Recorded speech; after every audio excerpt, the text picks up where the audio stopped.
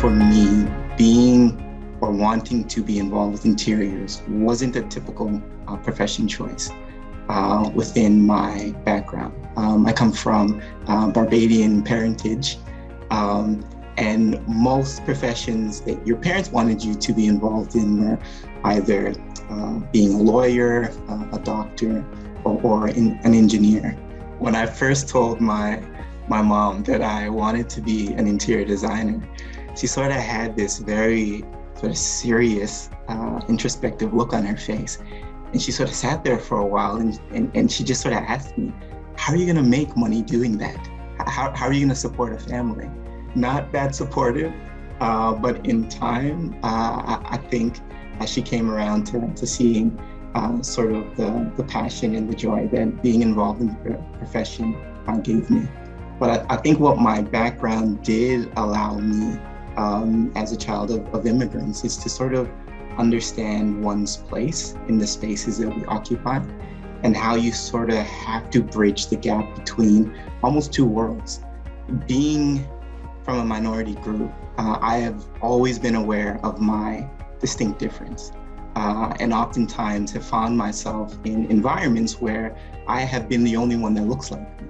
You often see yourself not being considered or not listened to or not heard, and you naturally become that catalyst in the room that sort of tries to correct those things when you have an opportunity to make sure that your audience is heard and those that aren't typically involved get an opportunity to participate.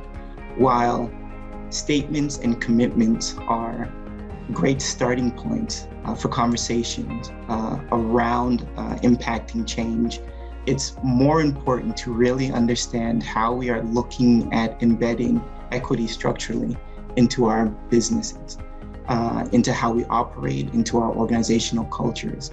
Sometimes it's not comfortable. Oftentimes it's just not, because we realize we're participating in systems and doing things that really run counter to our position and where we want to be from a DE&I perspective.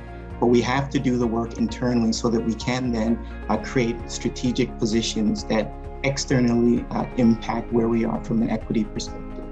As designers, we want to skew to the creative, the development and the production components of the work that we do. But it's extremely important to understand that this is a business. So understanding time and effort, overhead, all those types of things is very instrumental in being successful in the industry.